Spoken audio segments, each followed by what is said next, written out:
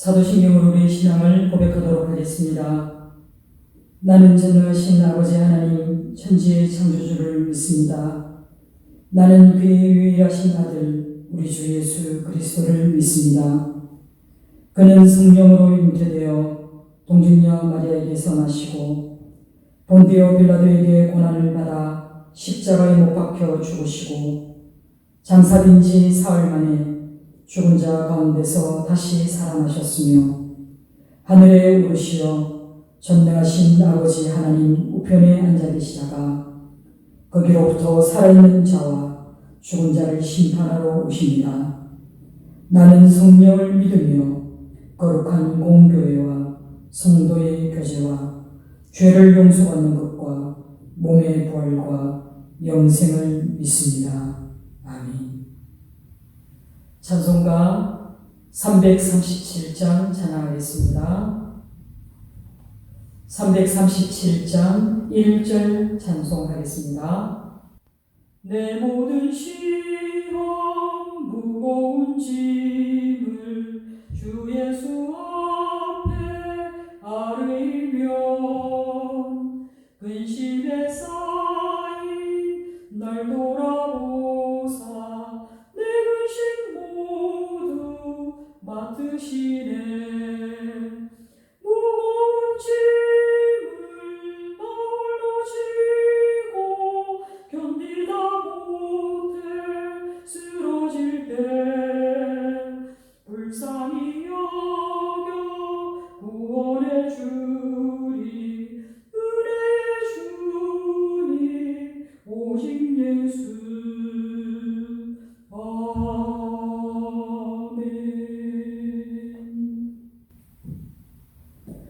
오늘 우리에게 주신 하나님의 말씀은 시편 55편 12절에서 23절 말씀입니다. 시편 55편 12절에서 23절 말씀을 제가 읽어드리겠습니다. 나를 책망하는 자는 원수가 아니라 원수일진대 내가 참았으리라. 나를 대하여 자기를 높이는 자는 나를 미워하는 자가 아니라 미워하는 자일진대 내가 그를 피하여 숨었으리라. 그는 곧 너로다. 나의 동료, 나의 친구요, 나의 가까운 친구로다. 우리가 같이 재미있게 의논하며 무리와 함께하여 하나님의 집 안에서 다녔도다.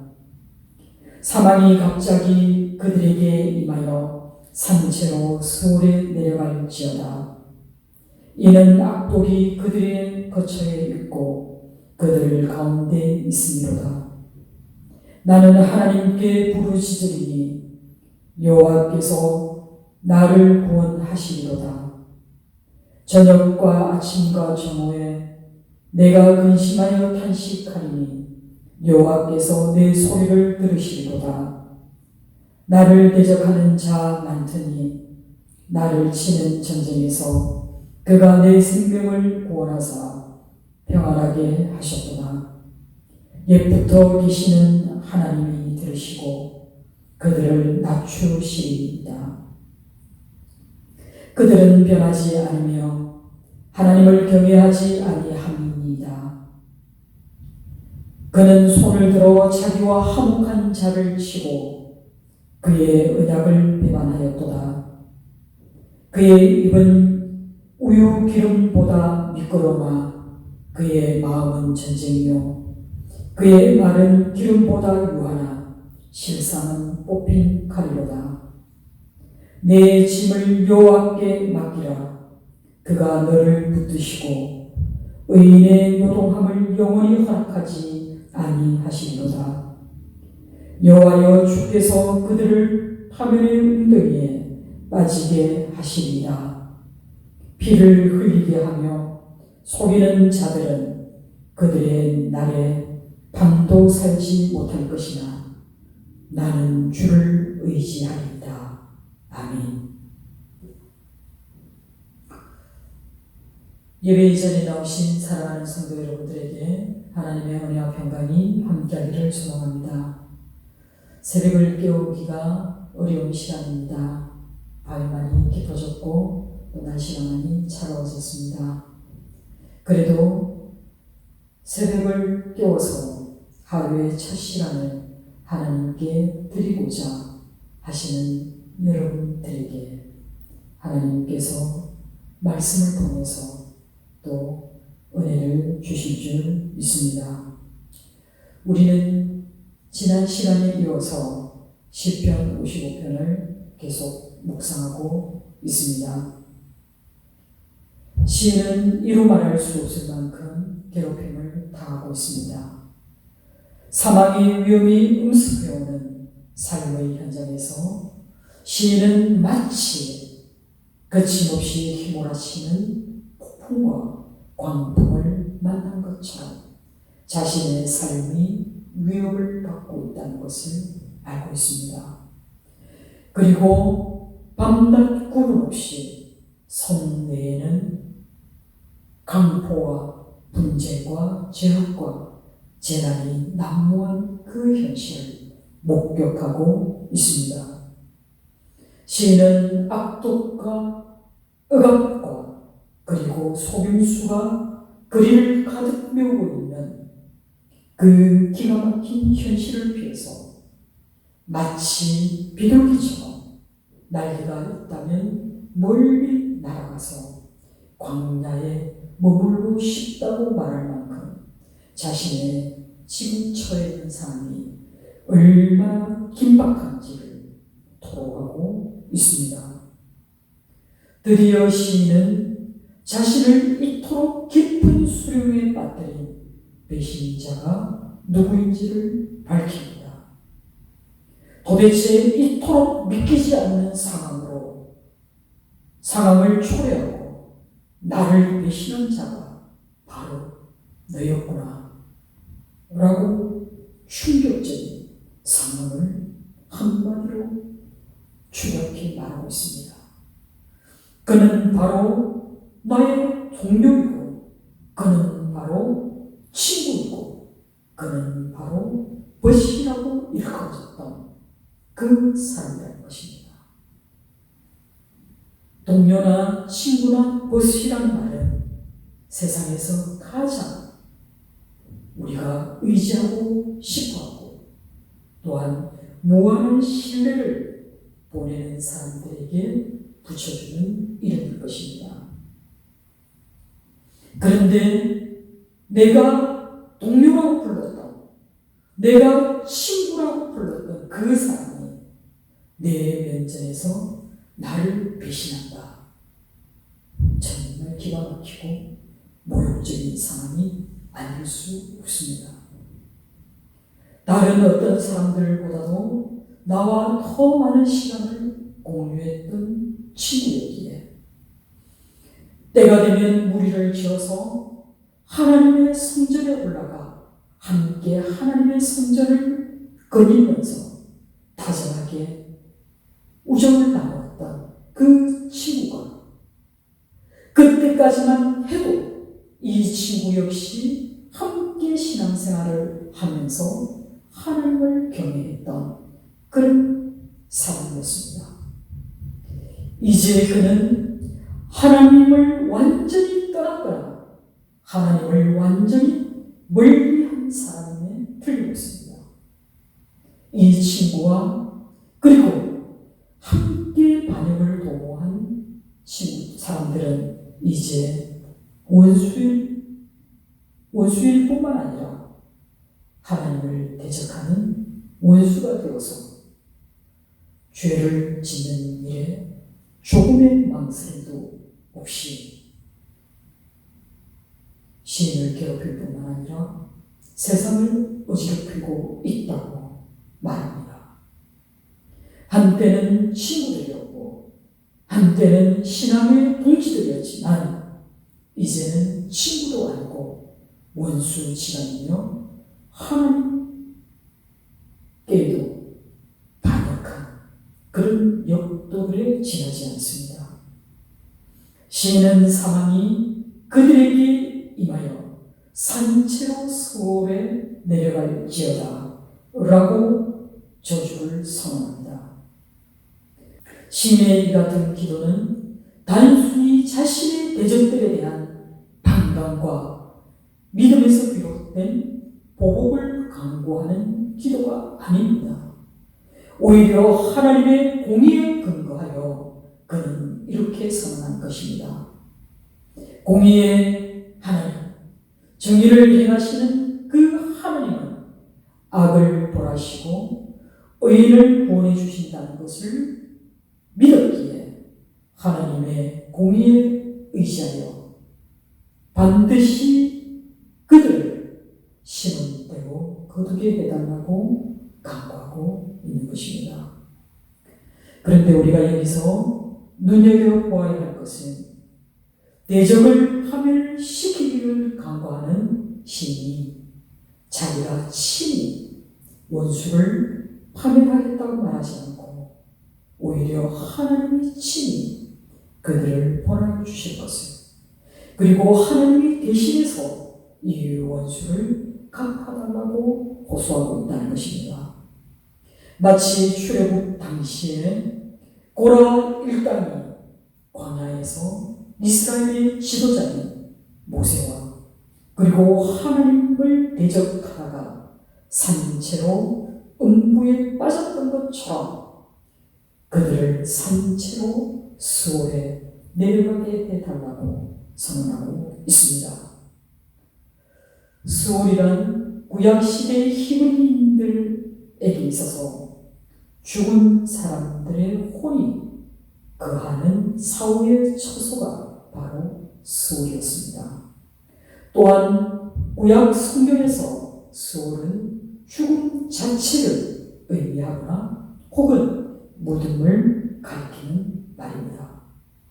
실제로 압살롬이 반역을 일으켰던 사건의 결과를 살펴보면 다윗의 강구하였던 것이 무고한 자들의 피를 흘리게 하며 교묘한 말로 사람을 속이던 자들의 결말이 하나님의 공의의 심판이 어떻게 임하였는지를 기록하고 있습니다. 훗날 다윗의 가장 절친이라고 얘기할 수 있었던 아히도벨은 자살을 하게 됩니다. 그리고 발람의 주모자였던 다윗의 아들 압살롬은 요압의 단창에 치명상을 입고 요압의 병기 맡은 소년들에 의해 쳐 죽임을 당했습니다. 그리고 압살롬을 추종하던 그런 반역자들은 대패하였다고 성경은 기록하고 있습니다. 그러나 시인은 현재 처해 있는 상황이 분명히 바뀌게 될 것을 믿습니다. 하나님께 부르시고 있는 자신은 반드시 하나님으로부터 구원을 받게 될 것을 확신하기에 이릅니다. 시인의 이와 같은 확신은 그가 하나님의 이름, 곧 여호와라는 이름을 붙들었기 때문입니다. 시인이 여호와의 이름을 붙들고 강하게 부르짖으며 기도할 수 있는 이유는 하나님이 택한 백성과 언약을 맺으시고 또 그가 맺은 언약을 성실하게 이행하시는 분이심을 믿었기에 시인은 전적으로 여호와의 이름을 의지하여 확신에 찬 기도를 드리고 있는 것입니다. 그는 유대인들의 습관에 따라서 저녁과 아침과 정오 하루 3차례에 걸쳐 규칙적으로 정한 시간에 하나님께 기도를 드림으로써 온전히 하나님만을 의지하고 하나님만을 섬기는 자기 자신의 마음을 표현하고 있습니다. 그리고 하나님과의 관계 속에서 하나님이 반드시 자신을 보호해 줄 것을 믿고 있는 것입니다. 하나님의 신실함을 믿고 기도를 하다 보니 시인의 마음속에 큰 변화가 일어납니다. 나를 대적하는 자들은 많더니 나를 치는 전쟁에서 하나님이 내 생명을 구원하셨고 또 나를 평안하게 하셨다는 것을 알게 됩니다. 물론 여전히 그를 위협하는 적들은 많이 있지만 이제 두렵지가 않습니다. 머지않은 장래에 하나님께서 공의의 심판을 하실 것을 확신하는 이런 선취적 신앙을 가지고 있었기 때문에 시인은 이미 고난으로부터 구원받았다는 것을 깨닫게 된 것입니다. 그리고 고통스럽게 자신을 짓누르는 그 현실 때문에 멀리 도망가고 싶었던 마음이 이제는 사라지고 하나님으로부터 오는 참 평안을 누리게 되었습니다. 그는 하나님이 나를 평안하게 하셨다라는 고백으로 대신합니다. 19절 상반절에 옛부터 계시는 하나님이 들으시고 그들을 낮추실 것이라 말합니다. 옛부터 계시는 하나님이라는 말을 문자적으로 해석하면 영원부터 앉아 계신 하나님이라는 뜻입니다. 이 말은 하나님의 존재의 영원성과 함께 공의로 만물을 다스리시는 하나님 통치의 그 통치 성격의 불변성을 반영한 말입니다. 하나님의 공의의 절대 불변성 때문에 우리도 고난 가운데 또 환난 가운데 놓였을 때에 우리를 힘들게 하는 그런 사람들에 대한 공의의 보호를 하나님께 강구할 수 있는 그런 신앙의 담대함을 가질 수 있게 된 것입니다. 하나님이 그들을 낮추실 수밖에 없는 이유에 대해서 9절 하반절에 그들은 변하지 않을 뿐만 아니라 그들은 하나님을 경외하지 않기 때문이라고 말합니다. 잠언 9장 10절에 여호와를 경외하는 것이 지혜의 근본이라고 우리에게 교훈하고 있습니다. 이는 여호와를 경외하지 않는 자는 지혜의 근본이 잘못되어 있는 그런 미련한 자라는 뜻입니다. 지혜의 근본이 잘못되어 있기 때문에 그들에게는 근본적으로 여호와를 두려워하는 그런 경외심이 없습니다.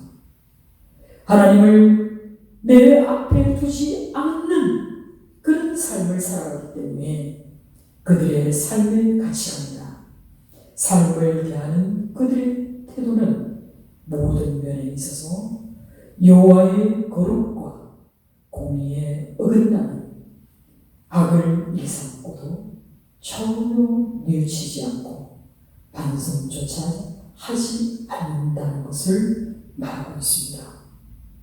그렇기 때문에 그들의 마음과 생각은 완악해졌고 하나님은 완악해진 그 사람의 마음을 내버려 두십니다.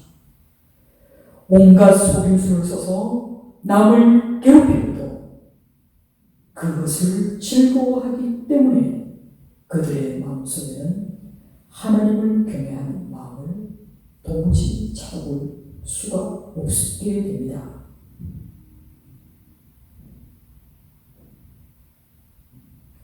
그렇기 때문에 그들의 마음과 생각은 완악할 대로 완악하고 또 하나님은 그들을 그런 상태로 내버려 두십니다. 이것이 바로 하나님의 심판입니다. 온갖 속임수를 써서 남을 괴롭히고도 즐거워하기 때문에 그들의 마음속에서 하나님을 경외하는 마음은 조금도 찾아볼 수가 없게 있게 된 것입니다. 친구와 화평을 약속하고도 그 약속을 얼마든지 위반하고 또 더럽히기 때문에 그들 사이에 이제 더 이상의 화평이 존재하지 않습니다. 입으로만 사람들이 듣기 좋게끔 아첨하며 평화를 말하는 사람임을 시인은 입은 우유 기름보다 미끄럽다 라는 말로 표현하고 있습니다. 겉으로 내뱉는 말과는 달리 그들의 속마음은 남을 해치려고 하는 그런 악한 마음으로 가득하기 때문에 이를 마음은 전쟁이라고 표현하고 있는 것입니다.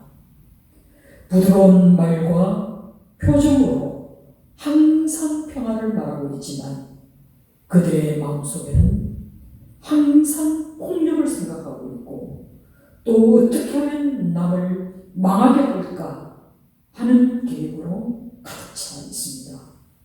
마치 당근을 그 날카로운 비수를 몸에 숨기고 있으면서 평화를 청하는 그런 거짓된 자의 모습을 하고 있다는 것입니다. 이처럼 한 마음을 가지고 두 마음을 품을 수 있는 것이 바로 우리 인간의 모습입니다. 사랑하는 성도 여러분, 지금 이 시인이 처한 상황처럼 우리에게도 가장 가깝다고 느끼는 그런 친구가 어느 날 원수로 돌변하면서 내게 온갖 폭력과 또 음모를 꾸미며 목숨까지 노리게 된다면 여러분은 어떻게 하시겠습니까? 무슨 힘으로 그들을 막아내시겠습니까? 시인은 우리에게 이렇게 권면합니다. 내 짐을 여호와께 맡기라. 아멘. 잠언 16장 3절에 너의 행사를 여호와께 맡기라. 그리하면 네가 경영하는 것이 이루어지리라고 말씀합니다. 우리 주 예수님께서도 수고하고 무거운 짐진 자들아 다 내게로 오라. 내가 너희를 쉬게 하리라 말씀하셨습니다. 무거운 짐이라고 하는 것은 어떤 물질적인 것이 아닙니다. 무거운 짐은 우리 마음을 짓누르는 그런 염려와 근심을 말합니다. 무거운 짐을 지고서 내가 어찌 해보려고 애쓰지 마시기 바랍니다. 약속에 신실하신 하나님을 전적으로 의지하고 내 짐을 여호와께 맡길 것을 시인은 고민하고 있습니다. 살아신 주께서 모든 문제를 선하게 해결해 주실 줄로 믿기 때문에 우리는 얼마든지 하나님께 내 모든 짐을 맡겨드릴 수 있습니다. 물론 주의 자녀라고 해서 일평생 이 땅을 살아갈 때 전혀 흔들림 없이 살게 될 것이라는 이야기는 아닙니다. 설령 우리의 삶의 터전이 흔들리고 우리가 어떤 어려운 공경에 처하게 된다 하더라도 그 흔들림이 오래 지속되도록 하나님께서 내버려 두지 않는다는 것입니다.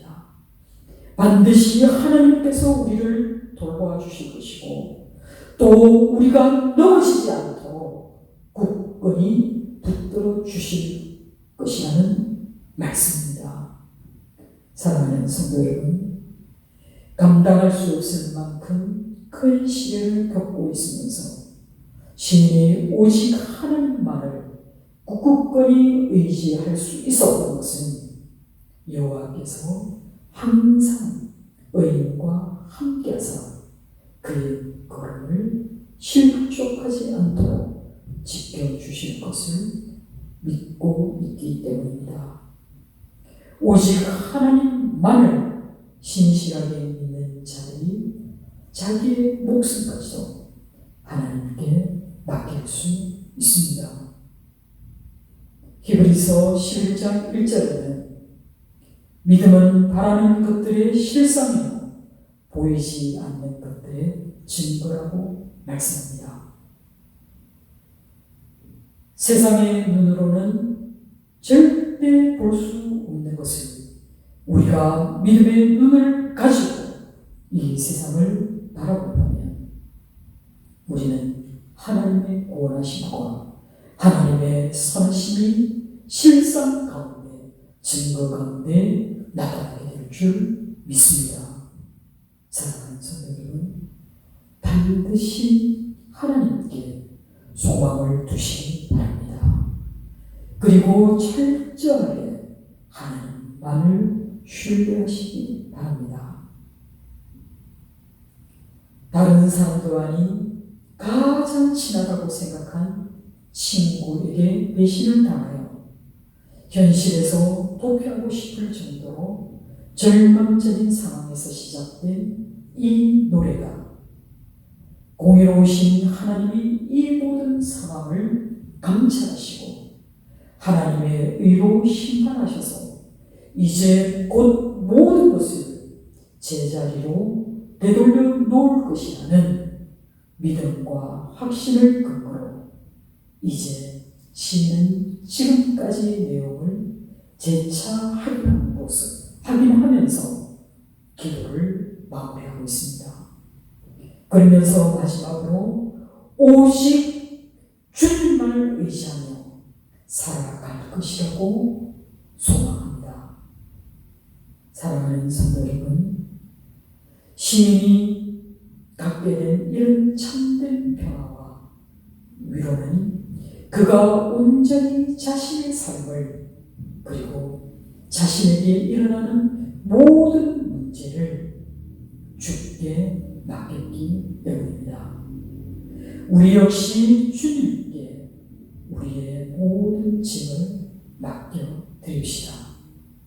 하나님을 전적으로 의지하며 또 우리의 모든 짐을 맡길 때 또 우리가 하나님 편에 설 때 우리는 주님이 이미 승리하신 싸움이기에 우리도 이 험한 세상에서 승리하며 나아가게 될 줄 믿습니다. 그리고 주께서 주시는 그 선한 능력으로 세상을 변화시킬 수 있게 될 줄 믿습니다. 오늘 우리에게 주신 이 하나님의 말씀이 여러분의 마음속에 살아 움직이고 또 이 말씀이 여러분의 삶에 됨되고 빛이 되기를 주님의 이름으로 소망합니다. 기도하겠습니다. 아버지 하나님 감사합니다. 우리 하나님은 늘 말씀하십니다. 모든 것을 내게 맡기라. 그러나 우리는 신실하신 하나님을 의지하지 않고 우리 삶에 오른대로 살아가려고 할 때가 많습니다. 우리 하나님의 선하심과 우리 하나님의 신실하심을 의지하며 믿음으로 또 이 세상을 바라볼 수 있는 저희가 되어질 수 있도록 도와주시옵소서. 오늘도 시편의 말씀을 통해서 우리에게 어떤 마음으로 어떤 자세로 기도해야 하는지 또 어떤 모습으로 이 땅을 살아야 하는지 말씀하여 주셔서 감사합니다. 이 말씀이 우리의 일평생 우리의 길에 빛이 되게 하여 주시옵소서. 예수님의 이름으로 기도드립니다. 아멘. 하늘에 계신 우리 아버지의 이름을 거룩하게 하시며 아버지의 나라가 오게 하시며 아버지의 뜻이 하늘에서와 같이 땅에서도 이루어지게 하소서.